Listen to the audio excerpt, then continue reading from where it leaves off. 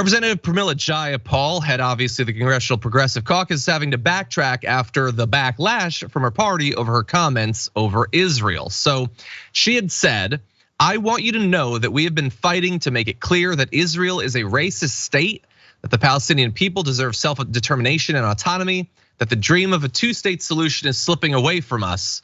That is apparently what she actually believes. I think that she is reflecting the beliefs of a lot of people in the United States and abroad. And thus she must immediately backtrack, and she will. She got yelled at, so she now says, "Words do matter, and so it is important that I clarify my statement. I do not believe the idea of Israel as a nation is racist." She also added that she believes Prime Minister Benjamin Netanyahu's extreme right-wing government has engaged in discriminatory and outright racist policies.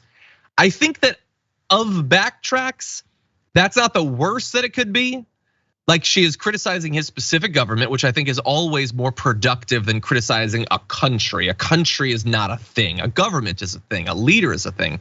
And she also said, "I do not believe the idea of Israel as a nation is racist." She is not saying that the government doesn't do racist stuff, which obviously it does. So she is still backtracking. Bear in mind, she's getting tons of criticism, especially from Democrats. I guess it was gonna have to happen. And if she is gonna backtrack, I suppose we've seen people backtrack way too much in the past, like totally retreating from, I think, a totally fair position. And she hasn't 100% done that. But that said, what do you think about this, Francesca? I mean, I think it's incredibly strong and very, very real and honest, right? Israel is a racist nation. It is a Jewish supremacist nation that actually, ironically, does not treat even the Jews who they give citizenship to equally. If you're Mizrahi or Sephardic, if you're a Jew of color, you do not get treated equally. If you're an immigrant who is also Jewish, you will be summarily deported. So there have been ways that, like, in terms of colorism, definitely racist. In terms of maybe if she's being more specific about xenophobia and religious bigotry and ethnic superiority, which you can shorthand as racism, yes, then yes, Israel is a racist nation. And I would argue, unlike her, that the idea of Israel, if it is to be a Jewish supremacist state, is racist. And we've seen how that has borne out based on the settler project of Palestinian land, right? And bulldozing and occupying and exterminating and displacing millions of Palestinians every single day. It doesn't have to be that way. What I would say is, and I think Pramila should have said, Israel doesn't have to be racist.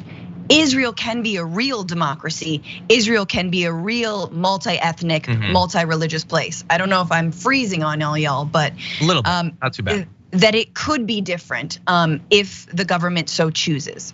Yeah, and to be clear, sometimes people lapse into shorthand, and I'll allow you to clarify, I'm not speaking for you. It being a nation is not racist. The idea of having a government that has, that is thought of as the home for Jewish people internationally is not racist. And saying that the country, that the government is racist is not saying the people are racist. One of the big issues with the right-wing government of Israel is how unrepresentative it tends to be on many of these issues. It is about leaders, it is about governments, it's about policies. It is not about random citizens or besmirching millions of people or anything like that, at least for me. I can only speak for myself. I don't speak for Pramila Jayapal. She clearly can do that herself. Check out the Damage Report podcast each day, wherever you get your podcasts, whether Pocket Casts or Stitcher or iTunes. You can join me as I give you the news and stories you want, with a range of co-hosts and interview guests jumping in on the fun each day. Again, that's the Damage Report, wherever you get your podcasts. And if you get them at iTunes, don't forget to rate and review. Sometimes I'll read them live on the show.